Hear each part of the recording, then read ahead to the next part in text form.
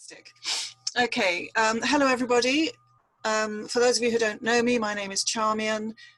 This is Michael, my husband. We're the directors of the PA Club.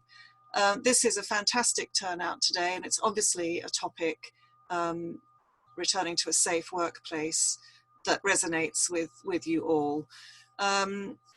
We know that for a lot of you, you're not sure yet when you're going to be heading back to the office and how full-time you're going to be at the office, but this presentation will be really helpful in giving you some guidelines for coming back. Sorry, there are people coming in all the time. I have to keep opening the door for them.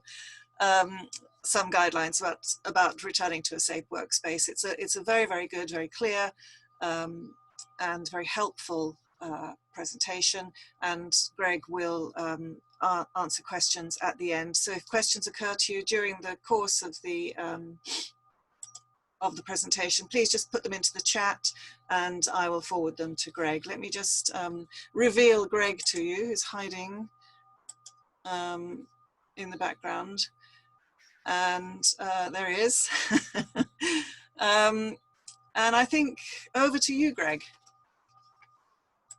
Much, Charmian. Thank you very much, Charmian. Look, it's wonderful to be engaging with everyone on this really important subject. There's a lot of uncertainty as to what's going to happen going forwards. There are very, very large numbers of companies who just haven't really got to grips with what to do.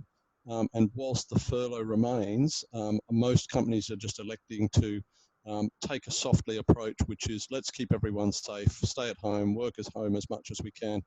And that's also reinforced by the fact that many customers aren't back either. So there's no point in having your business all back if your customers aren't back either. So we expect that there's going to be a sort of, when the furlough ends and the government's a bit happier about releasing social distancing to some extent, then you would expect a flood of people to go back to work. For the moment, though, what the government has done is a couple of weeks ago, it's released a whole bunch of guidelines. In fact, I think it's a 55-page document for what to do in offices. So we are a office furniture design and manufacturing company as well. And so Charmian and I started a conversation a couple of weeks ago about what does it mean for PAs and EAs and office managers who are in a situation where no one really knows what to do, and yet everyone on this call will probably be turned to by the managing partner and say, hey, can you help me with this? So what together we've put together, Charmian and myself, put together a bit of an overview as to sort of what the government is saying, and then how you can go about executing that in a way that hopefully makes it really simple, because even if you're not responsible for rolling it out, you will be looked at as someone who should know about what's going on. And so we're giving you some really a simple framework to think about that, and to talk to customers, to talk to your managing partners and directors about. So if I might just skip, might try and share my screen now. So sorry, I'll get the screen back up. That's not working very well. There we go. Oops, I've completely hidden the screen now. So I don't want to push on that one. There we go, back up. So let me open up the share screen. There we go, and open up the presentation and put it on full view. Okay, does that look okay for everyone? Charmian, can you see that okay? Yes. Okay, great, thank you. All right, so returning to the office post-lockdown. So the starting point for this discussion is what the government has said. Now, there's been a lot of controversy in the media saying the government hasn't provided strong enough guidelines as to what companies should do. And that's actually intentional, because what the government has said is actually this is a health and safety matter. And therefore, every company needs to do a risk assessment related to COVID-19 specifically. And what those companies must do is do it as soon as possible and in consultation with the HSE representative of the office and with staff. And so, if you like, what the government's done is said, look, this is a legal matter. It's a legal obligation around health and safety. The health and safety executive are responsible for policing that. And therefore, it's up to every individual company to assess the risks in relation to COVID-19 in their workplace and do something about it. So that's why there's not a whole lot of clear-cut guidance necessarily from the government, because they're saying it's actually a health and safety issue. Every office is different, every workforce is different, so you need to come up with your own solutions. And that's why there's a bit of confusion. So you need to know that, number one. The second thing they've done is, so whilst the sticks in terms of legal compliance are the legal obligation and as policed by the Health and Safety Executive, on the other hand, they've also created a bit of a carrot in the form of this crazy little blue sign here, which basically says, we as an office have conducted a risk assessment and in accordance with the government guidelines, and therefore our workplace is safe. And what the government's encouraging employers to do is to print this out, have it signed by the Health and Safety representative and by the managing partner, and print it out and put it on the wall. And what we're seeing is this now being used. You'll see this increasingly in the front windows of offices and even shops maybe, increasingly used as a sort of badge of safety to say, look, we've got a safe bubble here. We're doing the government's guidelines, and therefore this should be a safe space or safer space for you to come into as an employee. And let's remember this carrot's really important, because we know that whilst the bosses want everyone to come back to work because then they get good productivity and the business going again, there are a lot of individuals who are very nervous about going back to work. So that's where this carrot comes into play. You can say, hey, look, we're doing our best here. We're following the guidelines, and we've done some good risk assessment work around it. So that's the sort of legal context for the thinking around how you go about coming up with a solution to make your office safe. But it's not particularly detailed. So what we've done is we've been through all of the government's guidance. We've also looked at best practice around the world, and we're working with employers, including BP, including British Land, all these other guys. And we've said, well, what are we doing on our projects all around the UK and what's going on overseas? And so we've come up with a really sort of simple framework, because when you start your risk assessment, whether it's you or someone else, you need some sort of framework to get started with. And the framework that we've come up is a simple 4 H's, right? Hygiene, hours, horizontal distance, and home working. So Charmian will make this available, so you'll have the full copy of this, and there's some resources at the back where you can get more details on these. But what Charmian's encouraged me to do is sort of go through these one by one, provide a little bit of context so you can get a feel for each of these H's, and then we'll talk at the end about the 3 C's for the sort of context around that as well. But so if you're structuring a risk assessment, starting with the 4 H's as your topic headings is a good way to do it. And by the way, what we've done and our clients are doing is doing that risk assessment, not with your normal HSE assessment and putting a couple of lines underneath that, because that then means that as an ongoing basis, you'll have to come back and revisit those. What most of our clients and ourselves have done is started a whole new version of that. So taking that health and safety risk assessment and basically blanking it all out and starting again to say, this is the COVID-19 risk assessment, because let's recognise if everything goes well, in 6 months' time, this won't be needed anymore. So let's dive in. Number 1, hygiene. The good thing is there's a whole bunch of really obvious stuff that should be done in every office. So that is hand wash, sanitizers, tissues in order to capture sneezes, face masks. When we started this conversation around what we do in offices, face masks were a big question mark. The government wasn't sure about them. Well, I think generally everyone's accepting that face masks are a good thing, so therefore you need to have them in the office, ideally at the front desk, so that people put them on when they come in if they've forgotten their own. Signage, there's a lot of really nice signs on how to wash your hands properly and all those sorts of things, so they're appearing in offices. More frequent and thorough cleaning, because if you've got a desk being shared by someone, and Naomi has asked some wonderful questions that I'll answer at the end about sharing desks. The desks need to be cleaned every time a user moves out of it before someone else comes in, but more thoroughly, daily cleaning appears to be emerging as the norm in terms of approaching a whole office cleaning. And then, of course, regular emptying of bins, because if you've got materials such as masks and gloves and tissues that have been sneezed in, obviously you want to get rid of those on a very regular basis in order to get those virus germs out of your office. So that's the obvious stuff. There's also a bunch of not so obvious stuff. So for instance, increasing air exchange and opening windows, because the government's found that there's a lot of sort of fresh air benefits, and COVID-19 seems to be not so prevalent in outdoor and better ventilated areas. So opening up the air exchange. And that's as simple as talking to your building services guys to say, can we increase the number of air exchanges through our air conditioning system? And they just basically twist a dial. and opening windows with the lovely climate we've got right now. Why wouldn't we do that? Secondly, then, checking staff temperatures as they arrive at work. Now, we've all seen photos and videos of in Wuhan province, people having their temperatures checked as they go by about their day-to-day activities.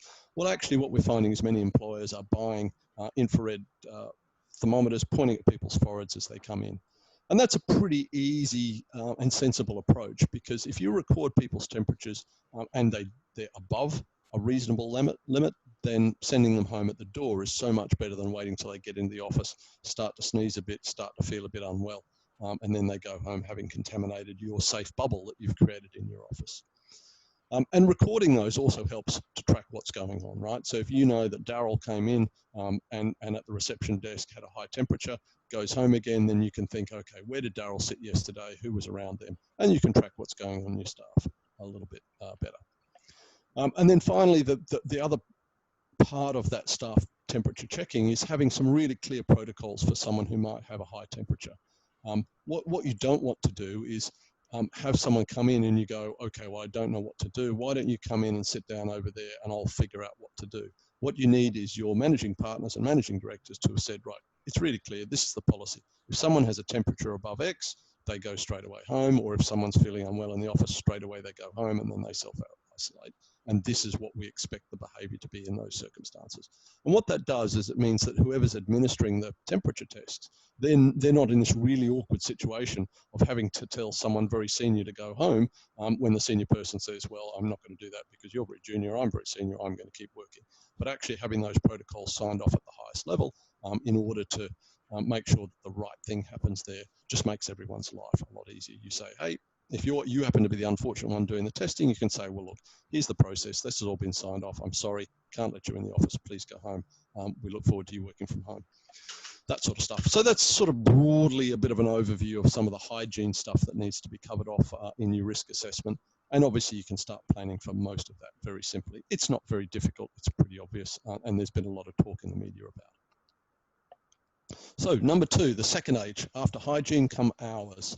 We're seeing some really interesting things happening around staggering start times and break times, because as you can imagine, if you have a strict start time where everyone starts at the same period, getting into the building through lifts, through turnstiles, through doors, through the car park is all fairly congested. And that's not ideal. And then everyone wants to go to the coffee machine at the same time and have their lunch at the same time. And all of that is artificially creating congestion, which you can simply solve by saying, okay, this team will start at this time, this team will start 15 minutes later, this team 15 minutes earlier, and off we go like that. Of course, the extreme version of that is shifts. And we're seeing some companies saying, look, we're going to have 2 shifts through the day in order that we keep everyone separated and reduce the load on our lifts and on our coffee machines and all those sorts of things. And the final note is that this is not just about congestion in the office, it's also about congestion on public transport. So peak times on roads, that's inefficient for everyone and creates problems, and public transport. There's been a lot of, initially early on as the lockdown was started to be eased, a lot of concern about public transport. And this will be one of the main points that staff will be raising when they express concern about coming into the office, which is, hey, I've got to catch public transport because I work in the centre of London or Manchester or whatever. That means then that there's a real point for pushback. So saying to them, hey, look, we're doing our best to manage that. Here's a staggered hour solution that means that you can come in early in order to do that, and you'll be welcome to do that. So coming up, this is about sort of solution management as well. So having these sorts of hour-related or start time-related solutions is very helpful as well. So we've dealt with hygiene, we've dealt with hours. What about horizontal separation, which in inverted commas is sort of, well, 2 meters for now. And the government's talking about 1 meter, but at the end of the day, there's a lot of debate about that in the medical community. So 2 meters seems to be the prevailing view because a sneeze doesn't travel more than about 2 meters. Very simple. So there's a whole bunch of stuff around horizontal separation, and so starts with only having a small percentage of staff back in the office.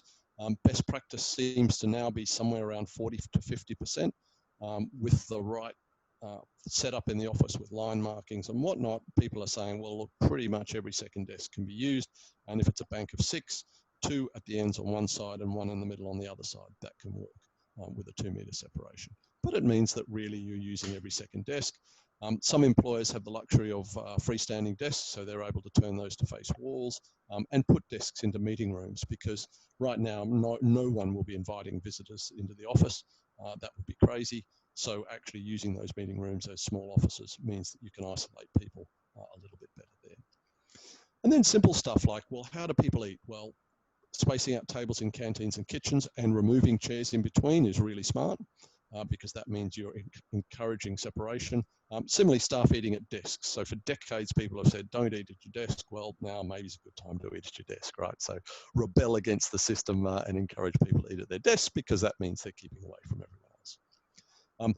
There's been some interesting, and I've got some photos for you in a second, sort of interesting thinking around establishing one-way routes, for example, with floor arrows, and the use of visual separation cues and queuing systems in congested areas. Let's call them danger zones. So in front of lifts, in front of toilets, all those areas. And I'll show you some ideas for that in a moment. Encouraging the use of stairs and reducing the maximum number of people using lifts and those sorts of things. So here's a couple of interesting photos, what's been going on. You don't have to make your office ugly in order to put lines and markings. So this is a beautiful carpet tile solution. And there are manufacturers out there who've designed these. I particularly like this because what that means is if you've got a flooring system right now that looks beautiful, you can just pick up the odd carpet tile, replace it with something with an arrow in it, and then at the end of COVID-19, simply put those old tiles back. They're all 500 by 500, nice and modular, very easy to put those tiles aside, and at the end of this pandemic, go and just drop those back in, and you can keep the arrow tiles for other potential emergencies in the future.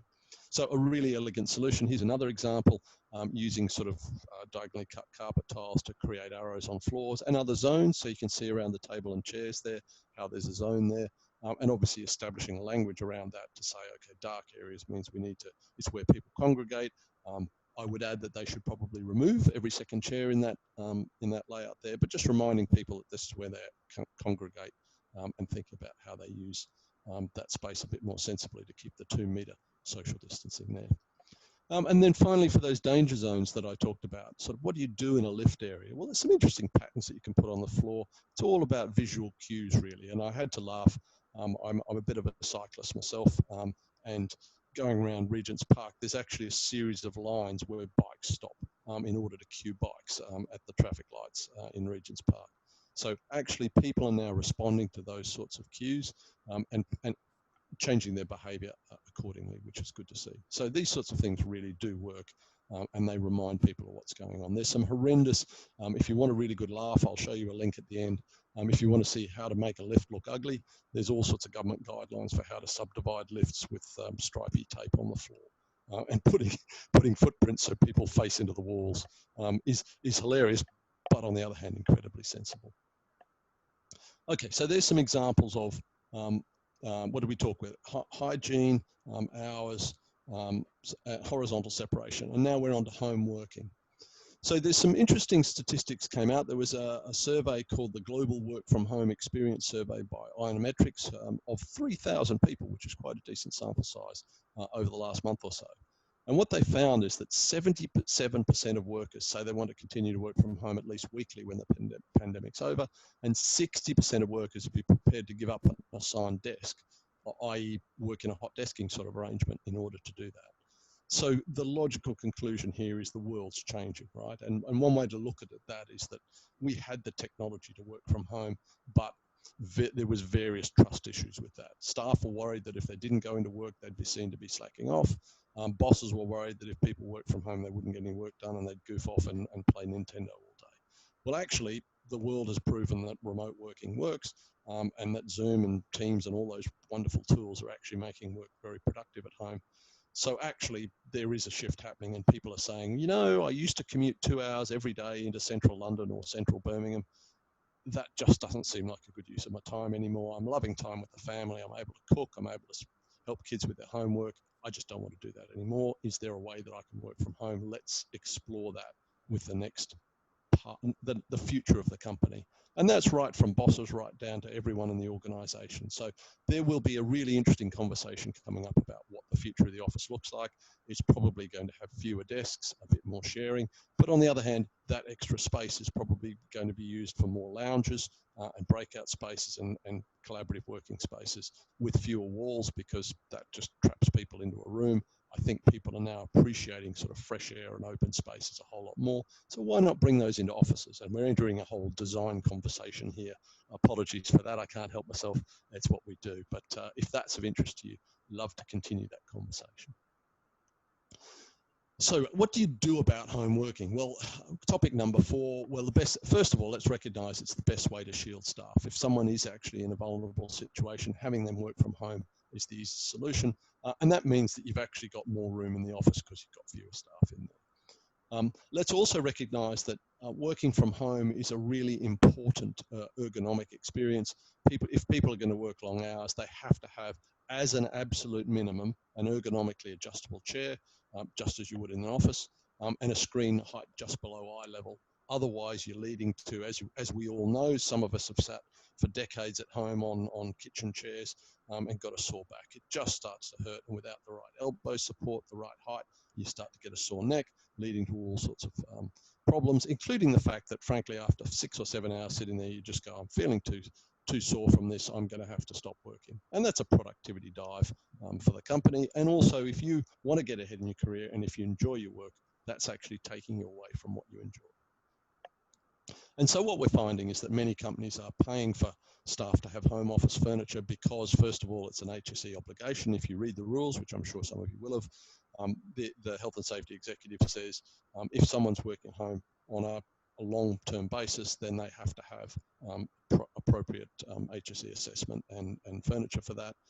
We've mentioned the productivity point. And then thirdly, a point that no one's really picked up in the media that we've seen is that if there is another lockdown coming, having staff in comfortable furniture so they can work at home well and productively is a bit of a no-brainer, because when the lockdown happens next time, if it happens, let's hope it doesn't, but if it does, it's going to be too late to get proper furniture into people's homes.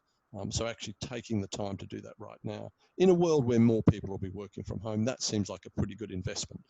And there are various organizations, I think it's Twitter and organizations like that, that have said, well, we're going to encourage people to work from home, and we might even shut down a lot of offices. So the world is changing, and home office furniture is increasingly important. So there we are. We've dealt with the 4 different H's of things that you should really be thinking about on that risk assessment for your office. But let's not forget 3 other things as well. So firstly, comfort. At the end of the day, we want people to be comfortable wherever they're working, and that relates to making sure that people feel as though they're safe at work, but it also makes sure that if someone's working from home, they've got the ergonomic support they need to be productive. Secondly, let's not forget about climate change. Now, you will recall that not 3 or 4 months ago, the world was very concerned with Extinction Revolution protests, with Greta Thunberg doing her thing around climate change, and so are we. I mean, we're a sustainable furniture company. That was the #1 focus until the pandemic broke out. What we don't want to do is go backwards and actually initiate some processes that lead to a worse climate change. This is the decade for action, in inverted commas. So, and there are a lot of organizations taking that very seriously, which is great news. So if you're a champion for climate change, here's your chance to make sure that things don't go back to the way they were. And what's more, we shouldn't. And you would have seen in the media a lot of sort of green recovery discussions about how the British public, when surveyed recently, said that this is actually very important to them, and that a green recovery is the most important thing that the government should be thinking about. And the final point, of course, is cost, is that wouldn't it be great to put screens everywhere, brand new furniture, everyone gets new stuff at home, but practically this is a pretty lean time in any organization's finances. So thinking pretty hard about cost is really important.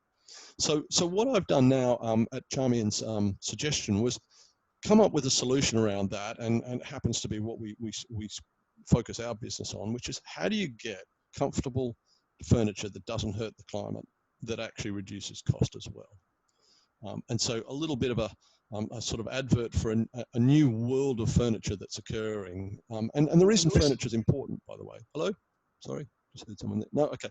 And the reason furniture is important is because if you care about the environment, and a lot of people do these days, then you want to know where greenhouse gases are occurring within a building. And what we thought was fascinating and very educational is where in a building greenhouse gas emissions occur over the entire lifetime of a building. So for instance, operational energy, that's the lights, the air conditioning systems, all that sort of stuff, the energy that's pumped into a building, that's only 24%, which frankly surprised me. Coffee cups, which there's a lot of attention being paid to that regarding the environment, well, they fall within that other 6%, so it's not really material. A lot of people think it's all about the building structure. Actually, that's only about 19%. Services, quite small, but actually furnishings are an enormous proportion of the greenhouse gas emissions over the entire life of buildings. And the reason for that, according to this fantastic paper that we're citing here, where this graph came from, is that furniture tends to be thrown out every 6 or so years when a company moves or when there's a refit or refurbishment of their offices. And that's a massive waste. And what we discovered is that actually remanufacturing that furniture, and I'll explain what that means in a minute, can reduce the greenhouse gas emissions by 80%. So there's a chance to right there reduce your entire building's greenhouse gas emissions by 24%, which is 80% of 30%, which is almost a quarter of the entire lifetime greenhouse gas emissions. And the way that we do that is we are a remanufactured furniture company, and we also do some sustainable new stuff as well. Think about the circular economy taking quality pieces from a whole bunch of sources, including existing furniture, taking those back to their raw components, checking them, and then resurfacing them and putting them back together with reconditioned parts so that you've got something that looks and performs as good as new. Doing that creates UK jobs. It's all quality controlled engineering processes. We're a bunch of engineers. I'm an engineer, sorry about that. And then install those on site. And of course, what makes it circular is that we do that over and over again. So we have a guaranteed take back contract and clause that says we'll take that furniture back every time you don't want it. And so what that means is that you've actually not only reduced your greenhouse gas emissions, but remanufactured furniture is much, much cheaper than buying furniture that's come from virgin resources. You'll note the language there. We don't use the term new anymore. We talk about furniture from virgin resources because let's call a spade a spade. And that means that not only have you got an 80% reduction in greenhouse gas emissions, but you've also reduced your costs by quite a lot, really. And this is an example for a desk chair on the screen. Enough of that. Let's get in some questions in a minute. So in summary, what we've got is the 4 H's to think about. So sorry, before that, in summary, health and safety, risk assessment is the #1 thing to get started on. 4 topics to include within that are hygiene, hours, horizontal distance, and home working. But let's not forget comfort, climate change, and cost. So the 4 H's and the 4 C's. Let's keep that simple. And obviously this presentation will be made available by Charmian for you to refer to on this subject. Some useful resources we've included here. We actually have a free design service. If you have an office for over 20 staff, we employ architects and interior designers in order to help organizations rethink their furniture. And we ask to be able, in return for that, to be able to quote for that furniture with our remanufactured furniture. So that's a free service. If you'd like to do that, please give me drop me an email or give me a call. Love to speak to you about it. What we find is that people are very passionate about saving money, especially these days, and saving the environment. So any good ideas they're open to, and we have a whole bunch of sustainability solutions, including how to prepare your office. We've also written a blog, so there's a blog net there on how to prepare your office after lockdown, which goes into a little more detail about what I've spoken about in terms of the 4 H's. And that's all based on government guidance and also draws in some of the best practices we've seen around the world. We've also written a blog on the 5 tips for home office productivity, which really focuses on, well, if you're working from home or you have staff working from home, what are the inexpensive, cost-effective things you can do to make their life comfortable? So simple things like roll up a towel and use it as lumbar support in a kitchen chair if you can't get anything better than that. And then finally, there's a link here to the UK government guidelines where you'll find the full document produced by the government on what to do about offices. Worth a read, or at least the first introduction to that, to see how the government's thinking about that. I've summarised it around the health and safety side of things, but obviously you might want to refer back to that. And through that site, you can also get a hold of that little white and blue symbol that you might like to print out. So that's pretty much it. So I'd love to open up with some questions. Now, Charmian, would you like to come back online and oversee that for us? I do have 3 wonderful questions from Naomi. So if you'd like, I could start on those, or did you have some other questions that you'd like to cover first?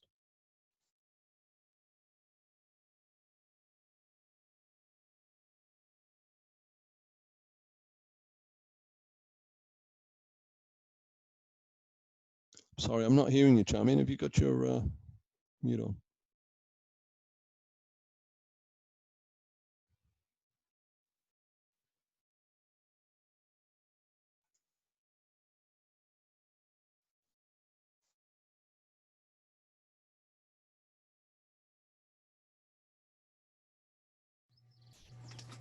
Is that better?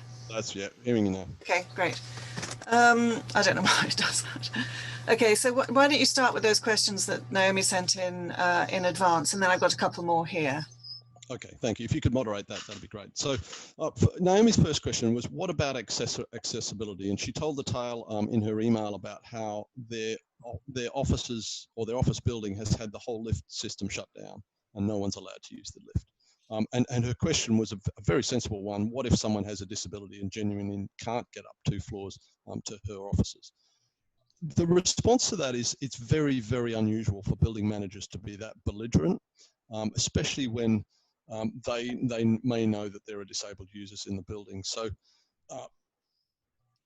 the recommendation would be to go and have a chat with the building managers. If someone has shut down the lift, probably the landlord doesn't really know about that, or they're being naughty, basically, because that shouldn't be done. Lifts should be available for those who are unable to use stairs. Of course, encouraging people to use stairs is important, and maybe something as simple as a sign on the lift that says, look, this lift is limited occupancy and we're keeping it as a priority for disabled people. Could you please use the stairs if you're able? So something like that, and a bit of a reasonable conversation feels like the right approach. I think legally there's real issues about shutting off disabled access. Second question was a really good one, which basically said, look, apart from all this setup, which obviously I've talked about, what are the day-to-day things that an office manager or PA should be worried about in terms of just keeping the office going in a COVID-19 pandemic environment? And having thought about that, I think there's really 3 things that really need to be managed closely on a day-to-day basis. One is cleaning. So we've talked about the importance of cleaning on a very regular basis to wipe up any viral germs that are around. And that can't be emphasized enough and needs to be managed, right? Because cutting corners on cleaning is an easy way to save money, but on the other hand, it's not doing any favors for your staff. And pretty soon, if someone's coming in on the 2nd or 3rd day without proper cleaning having occurred, you might have a little bit of a staff revolution on your hands. And people just say, well, why should I come into work when appropriate cleaning's not being done? And what that's doing is eroding confidence in that sort of safe bubble that you've been creating through the health and safety assessment. The second day-to-day thing is about replenishing supplies. Now, I don't know if you've seen it. I've had to make some dashes here and there for various reasons, including that I fell off my bike recently, so I was in hospital. And nothing drives you more crazy than going to hand sanitizer, pushing it, nothing comes out. That's something that will draw complaints very regularly. So keeping those supplies up to date, including masks, hand sanitizers, soaps for bathrooms, tissues, those sorts of basics. Good thing is they don't cost very much, but staying on top of that, ordering a big order from your Tesco regular delivery and getting them installed in a cupboard somewhere is just very sensible, because that'll bring a lot of complaints from staff, especially if you're encouraging them to use them.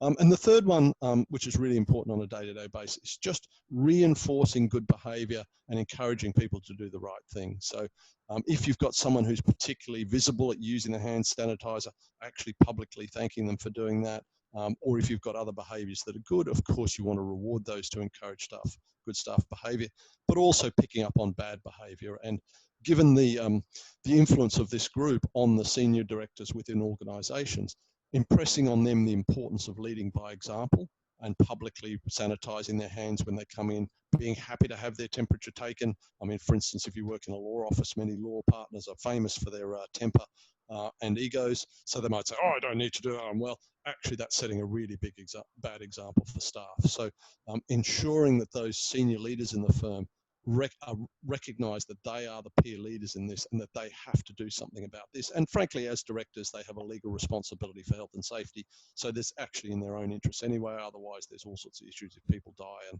and there's an investigation done. So actually making them the leaders. So those are the three things I think day to day. Making sure the regular cleaning occurs, replenishing supplies, and reinforcing and exhibiting good behaviour. And anyone who's behaving badly, making sure they're appropriately reprimanded. In relation to that, Greg, and the question has just come in from Isabel, if PPE is not required for an individual to do their job, is it the responsibility of the employer to provide it? You were talking about masks and hand sanitizers and things. Is it the employer's responsibility? Yeah, and this is a pretty grey area. I mean, at the end of the day, the government is saying masks, well, we weren't so sure, but now we're a little bit sure. And if the issue is if someone died, would the company be responsible? Well, it's very hard to figure that out. What we're seeing, though, is that the issue is not what's going to happen if someone died. The issue is staff going, look, I'm not happy about going into a workplace. Why should I come back to work if all the right measures haven't been in place? And if that's as simple as putting a box of masks at the front desk, that's a very inexpensive thing to do. And what a box of masks does, it says, like, even if you bring your own, that's great, you can wear it. Even if you don't, there's something there for you. And what it's doing is demonstrating the commitment of the company to looking after the safety of people. So it's creating that bubble. So legally, are they obliged to? Well, maybe, maybe not. Ethically, are they obliged to? Absolutely. Is it going to cost a lot to do? Not very much. And is it going to show up on your risk assessment? Absolutely, right? So come back to that legal document, which is your risk assessment. Have you done the bare basics? Well, you probably, masks are going to be a no-brainer in that, right? It's a way to reduce the risk of people spreading virus. Of course, it should be on the risk assessment. So you don't really have to worry about the legality. If it's gone into the risk assessment, it will be an action item and then it can be done. And it's not going to cost a lot of money is my key point. Shall I get on to the third question from Naomi? Or did you have any follow-ups on that? No, sure do, Greg. Okay, so Naomi's third question was a good one around sharing desks, because some of us work in offices where desks are shared.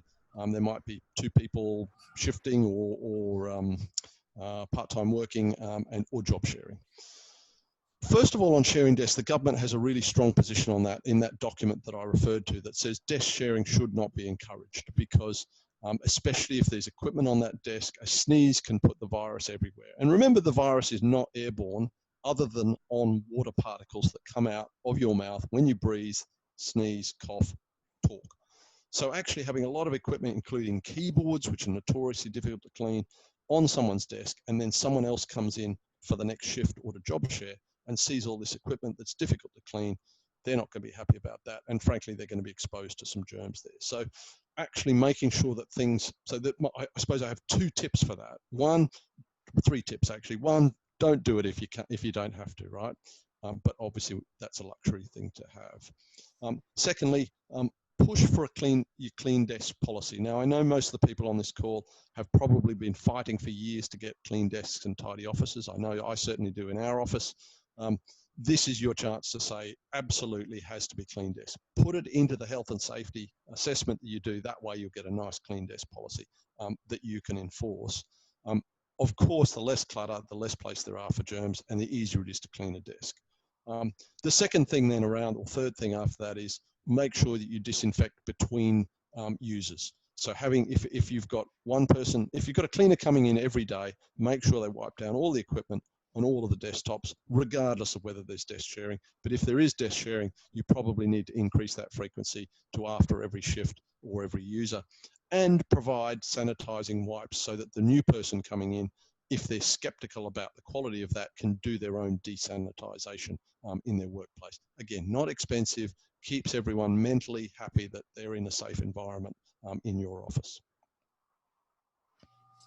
Great, that was pretty comprehensive. Thanks, Greg. There's another question from Sharon, again, talking about employer responsibility. So in terms of sending symptomatic staff home, is it the employer's responsibility that they get home safely, i.e. should they send them in a taxi? I mean, again, I suppose it comes down to duty of care and risk assessment, that kind of thing. Yeah, indeed. That's one of those sticky questions that it's really handy to have a policy on. So sitting down right at the start with the executive team and saying, well, what do we do? So when someone goes home, we can't just leave them necessarily to their own devices, or maybe that's the conclusion. Actually, how someone comes and goes from work, that is not within the remit of us keeping a safe office. And the decision might be that the chance of that leading to problems is quite low. Therefore, our solution is let them sort out their own return to home. On the other hand, it might also be a decision that actually we owe these people, if they've got a high fever, not looking after themselves particularly well, let's get them into an Uber to send them home. Now, obviously that exposes the Uber driver, which just has a whole knock-on and secondary impact, but pop a mask on them, get them into a Uber might be the solution that you arrive at. So much easier to have that conversation around what the policy is going to be in advance of someone turning up with a high temperature. We had a presentation last week from a taxi firm actually called iGo. They're a sort of umbrella taxi organization. They're developing an app specifically for our members, so that this is just a little point of information, which should be available soon, so that and they have standards of cleanliness within the taxis that work for them, so that if, you know, in that situation we're just talking about, we could in fact, or in theory, one of our members could call up a cab on this iGo Anywhere app and call a sanitized taxi with all the sort of required, not PPE, but the required equipment in there. So just to let people know if that was an issue with sending people home. I think your point, Greg, about getting the executives on board was really, really important. I just have this vision of some senior exec kind of leaning over his assistant's desk and talking to, you know, looking at the diary with her and things and all that, how to break those kind of habits and get the social distancing in, and making that part of the office protocol. You know, don't lean over my desk anymore. It's a bit like when you're in Tesco and somebody leans in front of you to get the ice cream out. You know, you're going to get out of my space. But that needs to be formalized, I think, with the executives. You've raised an interesting point there, which I'd like to touch on as well. So there's been a lot of furniture companies trying to sell screens. These are sort of acrylic or glass screens that sit above a normal screen or instead of a normal screen, but go much higher. As a sustainable organization, we actually don't like them, because in 6 months' time, there's going to be a lot of acrylic and glass going to landfill because the pandemic's passed and no one wants them anymore. It also creates a bit of a sort of even if they're glass and see-through, a little bit of a sort of isolating impact. And the cubicle farm went the way of the dinosaur for very good reasons. The other thing is the government doesn't like them either, because the government thinks 2 meters is the standard that should be observed. If you have to put a screen up, probably it's because you're cutting that 2 meters a bit short. And the other thing is that we've discovered, because we are in the furniture game, we know what's going on. The lead times for those is just blown out massively, because the world's acrylic supplies have already been used in Boots and various other places for front counter screens. So to have those in desks, it's 5 or 6 weeks lead time, and it's very expensive because, of course, there are people profiteering. So if that comes up as a potential solution, please think carefully about the environment. Remember, I come back to what the second C is, climate change, and the third C is cost. Is that an effective solution? And the government guidelines, they say, first of all, try and get rid of any work that requires less than 2 meters distancing. And if that involves desks, then have a good think about whether some of those people can be spaced out a little bit more. So that's the guidance on screens and the personal view about the sustainability of them. Don't fall for the sales pitch that says, oh, this will solve all your problems, because it won't. And the government's health advisors don't think so either. Great. Well, that's very interesting, because the screens are springing up all over the place, aren't they? Did we have another question? Well, Naomi made a point. Well, Naomi, yes, going back to your response to Naomi about the shared desks, she said, so if every user has their own kit, mouse, keyboard, laptop, etc., and only shared the actual desk and monitor, that's probably the best approach. Right, right. As well, as long as the desk has been wiped down and the monitor's been wiped down, which frankly with a wipe you could quickly do yourself. So yes, that's getting rid of all the nooks and crannies and the surfaces where virus can breed. And we know that the sort of period that it stays alive is sort of 3 days. So that's too long to be sharing stuff. And I think, Naomi, that's a brilliant idea. Why don't you do that? Great. And then Lindsay has said that the distance is being reduced to 1 metre today. Yeah, very interesting. And there are mixed views on this. I mean, there are people who are extroverts that are busting to get back into the pub, encouraged by the publicans, and therefore a 1 metre is very helpful for them. However, the point remains is the government mandating that everyone will only sneeze 1 metre in front of them? I can't see that happening, right? I mean, there are reasons why the 2 metres was established by the medical community. The 1 metre, now interestingly, the question, if you've noticed the government briefings, and sadly I've watched far too many of them, there are rarely medical experts accompanying the politicians now because it's become political. And there's good reason for that, right? Because if people start to ignore the 2 metres, then the government's lost all control. However, if they decide that 1 metre will keep people observing some sort of distance, that's probably better than nothing. So it's become a political question now. And they don't invite the chief medical people along anymore because they are pretty much of the view that 2 metres is the right answer. And so you would have a very awkward situation in those briefing rooms. The question that you need to ask yourself is are we happy in our risk assessment with 2 metres being appropriate? And secondly, and perhaps more importantly, will staff come back to the office if it's only 1 metre?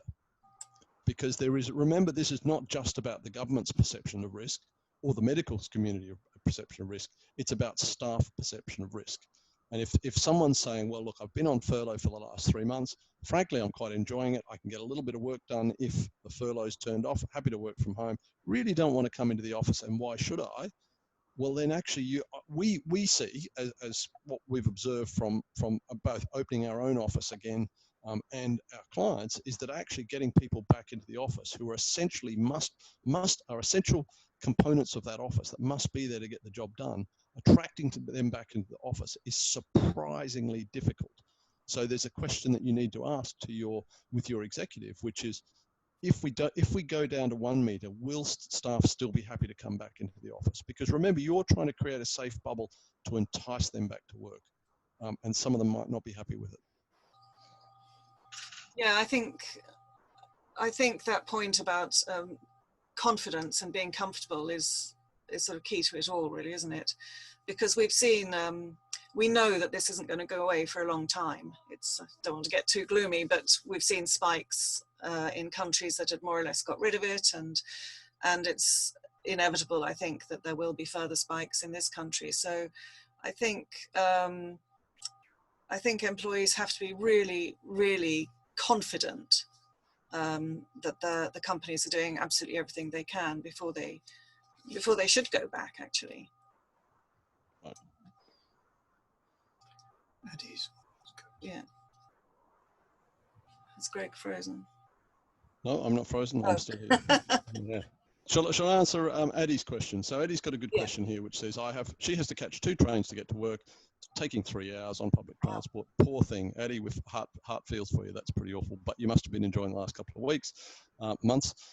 Her boss wants her to start making the journey into work in the next few weeks. Should she feel pressured to make the journey now too?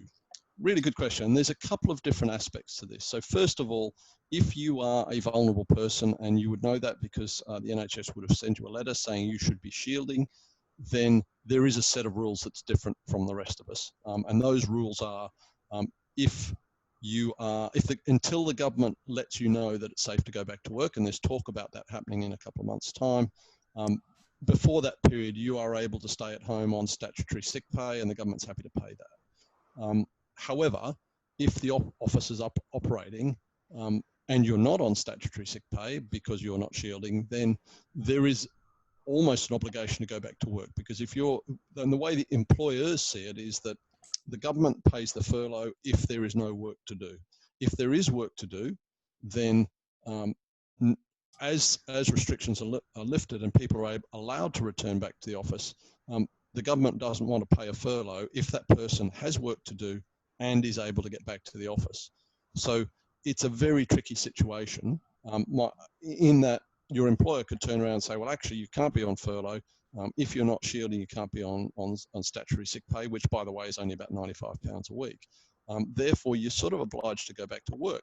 However, I think given what's happened, thinking about telecommuting and working from home at least a few days a week seems like quite a reasonable response. And we've had, for instance, our team, we work very closely together physically, but we've actually worked together brilliantly using Teams and Zoom and various other tools like that. So actually, is there something lost? Now, it might be a boss is particular about FaceTime, in which case you might have a bit more of a problem, but it would seem reasonable to say, hey, look, can we negotiate something there? And of course, your number one defense is not only the fact that you've got a long commute, which actually you probably signed on for when you started that job, but more importantly, that you're going to be exposed on public transport. And what would happen if you, as an essential part of the business, happen to catch COVID-19 and therefore we're out of action for 2 weeks or something like that. So I think there's quite a two-sided conversation and worth a very well-reasoned discussion to say, can we come up with some sort of compromise that saves you at least a couple of trips a week? Okay, we are continuing with 2 minutes. So there's a question here by Isabel. We're continuing with 2 meter distancing. However, we recommend 2 meters is important. That is stated as recommendation. Okay, thank you, great. And then there's another question about a quick one earlier about, well, what's happening today? And there's been a lot of sort of media heralding of the government relaxing to 1 meter today. Let's wait and see what that happens. I would be very surprised if the government didn't have a big caveat around that to say 1 meter is suitable for certain places, but also please think about your own circumstances and the risks involved. But there could be a big announcement today that might relax things a bit. Okay, well, that was fantastic. We've still got 52 people here, which is amazing because, you know, normally at this stage people have had to go back to work. So obviously, as I said earlier, this is such an important topic for everybody. Everybody feels it very, very strongly and very personally, as well as on behalf of their company. So thank you very much indeed, Greg, for that. It was very fluent, very comprehensive. It was great. I've got your slides and this has been recorded. So anybody who would like them, well, I'll send them to everybody. And so then they have your contact details as well. Could I also just make a quick plea after seconding Charmian's thank you to Greg? It's really cool. You were very quiet presentation, but extremely informative. We've done a survey, we're still conducting it, of our PA Club members about all these issues, return to work, company policies about having external events and going into travel situation again. We'd very much like it if anyone listening to this who has not answered our survey to complete it. We're going to do another e-shot reminding people about the survey today. There's a case of wine, not a bottle, a case of wine for one lucky entrant, just to encourage you more to go in and complete the survey. And one final thing, if there's anyone attending today who's not a PA Club member, then please email me and we'll send you a link to that survey. So my name is Michael, spelt the normal way, .Hislop, Hislop, @thepaclub.com. And we look forward to having tons more survey entries in the next couple of days. Thanks, everyone. Yeah, thank you. Greg, final word from you? Stay safe, everyone. Thank you. Cheers.